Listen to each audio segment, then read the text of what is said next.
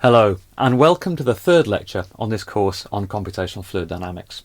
In this lecture, we're going to be examining the final three stages of the CFD workflow, and in this part of this lecture, we're going to be examining stage 4, which is setting boundary conditions and setting material zones. Now, the precise way in which this is done varies greatly from code to code, and you will see distinct differences in this process if you're using OpenFOAM, or if you're using ANSYS, or if you're using COMSOL Multiphysics. We're going to examine how this procedure is done within ANSYS for this lecture. However, regardless of what code you're using, there is one thing that is common, and that is the importance of understanding the mathematical nature of your boundary conditions within a code and seeing whether it is compatible to the physical boundary condition you wish to specify for your problem. If there's a mismatch there, one of two things is going to happen. The first thing that can happen is that you just won't get an answer and your solver will diverge. Arguably, of the two things that happen, this is the best thing to happen because you will see very clearly that something is wrong. The second thing that can happen, however, is that your solver will produce an answer, and when you analyse it, that answer might even look plausible. And this is really dangerous because unless you properly validate your answer, you will be under the misconception that what your CFD code is stating is correct, when actually it may be very unphysical. We're going to also look how we set material zones. Now, material zones are effectively those areas where you have different transport equations being solved. So if you take, for example, fluid flow in a pipe, the fluid flow component within the pipe is going to be one zone. The pipe wall, if for example you have heat transfer in that wall, will be a second zone. And so wherever you have a different transport equation being solved, you'll have a different zone. So let's just start by thinking about the most important point. It's vitally important that you specify the correct boundary conditions for the problem that's being solved. And part and parcel of doing this correctly is understanding both the physical condition that you need in your model and what the mathematical statement of the boundary condition in the solver actually means. Now, within ANSYS, you'll find that setting boundary conditions and setting material zones is in effect a two-step process. Firstly, within the meshing tool, you'll select either groups of faces for boundary conditions or groups of volumes for material properties, and this will be done in something called creating a named selection. You're going to be walked through this step by step in your tutorial, and then once you've created your name selection, it'll have a name, and that name can be set such that Fluent can interpret it to a specific boundary condition, which can be changed if it's been incorrectly interpreted. So you set the name selection in your meshing tool, and you set the nature of the boundary condition within Fluent. Likewise, you'd set a named selection in your meshing tool of volumes, and then you'd select your material properties within Fluent. Two steps. Now, one thing of importance here is that when you group together faces for boundaries, you have to have the same boundary condition on each and every face in that selection. If you've only got one transport equation being solved, it's relatively straightforward to do this, and it's unlikely that you'll make a mistake. If, however, you have more than one transport equation being solved, for example, you might have a combined heat transfer and fluid flow problem, the boundary condition across the selection has to be the same in each of the transport equations. And so if, for example, you have an outflow and four faces on an outflow, if your fluid flow problem says all these need to be to set pressure, that's fine. However, if your thermal problem states that two of them are at one temperature and two of them are at a different temperature, then you'd have to have two different groups because of that difference in the thermal boundary condition, despite the fact that the fluid flow boundary condition is the same across the four. So let's walk through a little bit of an example. On the whiteboard in front of you is a schematic of the geometry that you'll create in tutorial 2. And we're going to examine the outflows, and we're going to group all of those together. So we select each of those 6 outflow faces, we right click, we go down on the menu that appears to create name selection, and we will give that selection a name. Now, let's stop and think. When we name those 6 faces, that means that the fluid flow problem is going to be uniform across those 6 faces, and that the thermal problem is going to be uniform across those 6 faces. And if we're happy that that is indeed the physical reality, then what we are doing is perfectly valid. Now, once we have that group of 6 faces, within Fluent we get prompted to assign a boundary condition. Now, if we've given that group of 6 faces a name, for example outlet, Fluent will interpret that to be one of a number of different outlet boundary conditions. This is where care is needed, because the mathematical nature of each of the different outlet boundary conditions within Fluent is of course different, and we have to take great care that we select the right one. More on that in a minute. So, don't forget, you set your named selection within the meshing tool, and then you assign the boundary condition within Fluent. You will be walked through this process in a very detailed manner in each of the tutorials. Now, let's move on to the important point, which is understanding the meaning of a boundary condition. We'll start with means of another example, which is that of an inflow. Again, this is the same geometry that you'll be using in tutorial 2, and I've selected one of the inflow faces. I'm going to define on this a velocity inlet boundary condition. In fact, it's one of the default options within Fluent. Let's consider what this means. For a fluid flow problem, a velocity inlet boundary condition means that you have a uniform fluid velocity normal to the boundary, not a velocity profile. So this is an undeveloped flow. It's just a velocity specification evenly across all points of that boundary. And so one can imagine that as the fluid enters, for example, a duct, a flow profile will then establish. From a thermal standpoint, this means you have a specified constant temperature. Okay, so that's what velocity inlet means. There are other inlet boundary conditions that you can select within Fluent if that is not what you want. For example, you can set a mass flow inlet. It will set a mass flow rate and hence compute a velocity, but it won't compute a velocity profile. You can also specify a pressure at that inlet, which will again compute a velocity once it's done a few iterations of calculation, but again will not set a velocity profile. A velocity profile has to be set separately.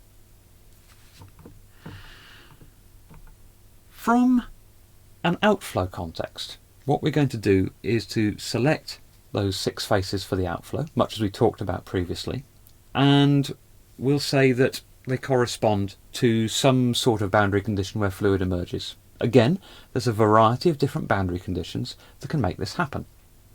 The most common one to use is actually one called outflow. Now, the concise meaning of outflow is this, that from a fluid flow context, your velocity gradient is 0 normal to the boundary. So if you've got an established parabolic flow flowing out of that face, then that will be correct.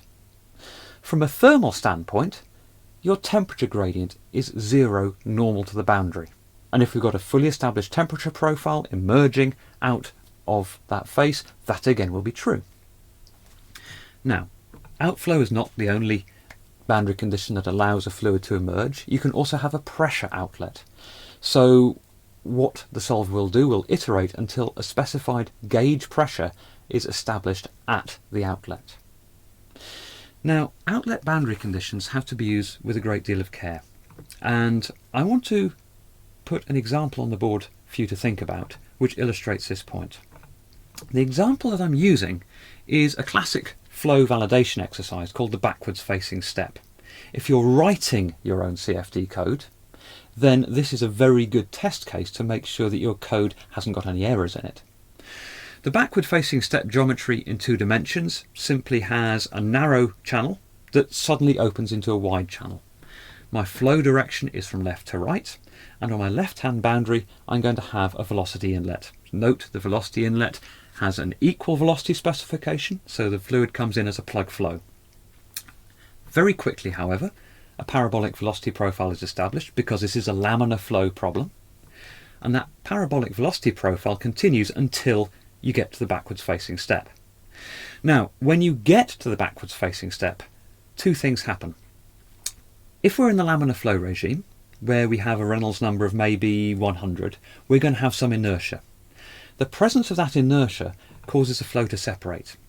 we get a recirculating area, above which we get the bulk flow.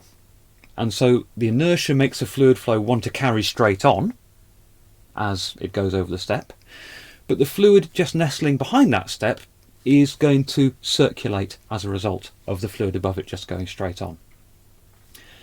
The bulk flow will then establish a second parabolic velocity profile later down the channel.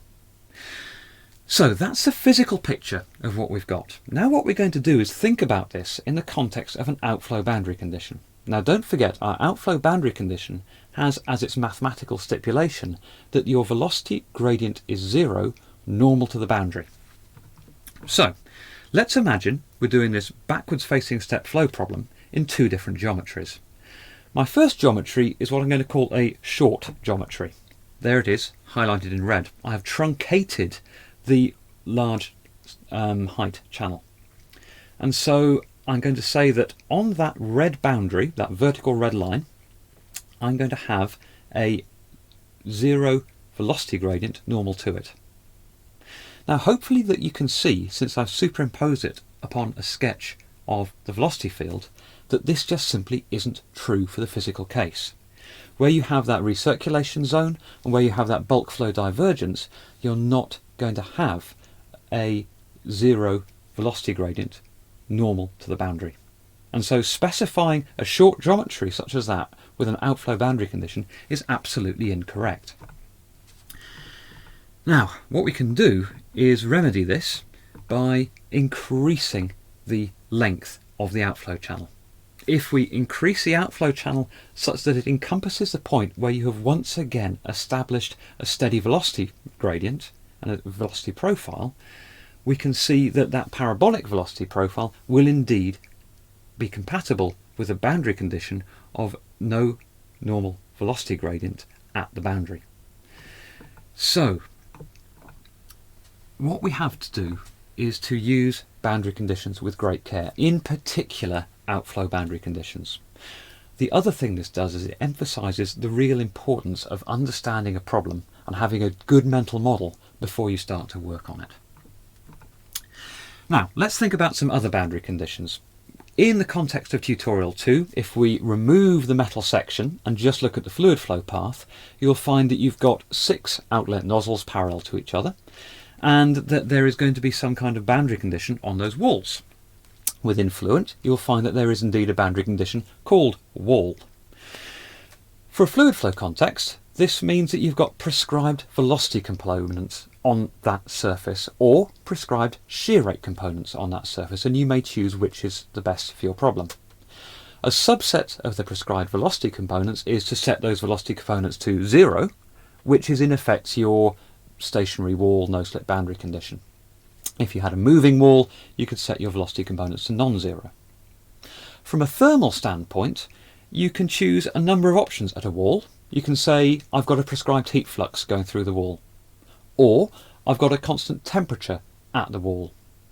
Or you can say, actually, what happens at this wall is determined in the material outside it, and so all I'm going to do is to say that the thermal problem is coupled in this geometry to the metal geometry outside it, and information has to go from one of those zones into the other zone. So one thing you might decide to do is simplify your problem by using a plane of symmetry. Now here I've sliced the injection head in two such that you've effectively got a horizontal surface, and you'll find within Fluent that there is indeed a symmetry boundary condition. Now mathematically what this is saying is that there is 0 normal velocity on that boundary, so you can't get fluid going from the lower half into the upper half. That would violate symmetry. Likewise, for a thermal problem, there is 0 normal temperature gradient. Again, the presence of a temperature gradient in the vertical sense in this diagram would again violate symmetry. So if we think about that fluid flow boundary condition in a little more detail, what this means is that effectively what you have is your shear rate equal to 0. And if you recall previous fluid mechanics courses, this is also the boundary condition for either a full slip surface or a free surface in a viscous flow. So, we've talked a lot about boundary conditions and the importance of understanding boundary conditions. The second thing I want to examine is zones. Now, on the board in front of you, I've got two pictures. The left-hand picture has the metal outer zone of this fluid flow and heat transfer problem highlighted. The right-hand picture has just the fluid flow zone highlighted. And so the left-hand picture corresponds to the metal, the right-hand picture corresponds to your fluid. So again, these different zones are set within Fluent's meshing tool. And what we're going to do is assign exactly what problems are being solved within Fluent. For the metal zone, the left-hand picture, I'm just going to define a heat transfer problem. For the right-hand picture, the fluid zone, I'm going to define both heat transfer and fluid flow, because I want to allow the opportunity for my fluid to heat up or cool down depending on what's happening in the metal. So once I've grouped these volumes as a named selection, and I might give them a tag name, fluid and solid, I then go into Fluent and I can assign material properties to each of those zones. Now, physical property assignment within Fluent is very, very flexible. Within Fluent, you've got actually a very, very large database of liquid, gas and solid species, and all of those have their material properties predefined, which is absolutely brilliant. However, if you want to define your own material properties, that's absolutely fine too. Just make sure that they are, again, physically real for your problem. So, let's summarise a few key points.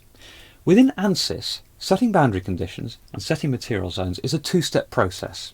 Within your meshing tool, you create a named selection, and within the solver, within Fluent, you then give properties to that named selection. You would select a group of faces as your named selection to correspond to a boundary condition, and you would select a group of volumes to correspond to a zone. One of the things I hope that I've articulated in the course of this part of this lecture is the vital importance of understanding the mathematical nature of a boundary condition and seeing how that applies to the physical problem you're trying to solve. Remember that outflow boundary condition and how the incorrect specification of an outflow boundary condition can lead to very unphysical results. So, in the next lecture, what we're going to be talking about is how we run the solver.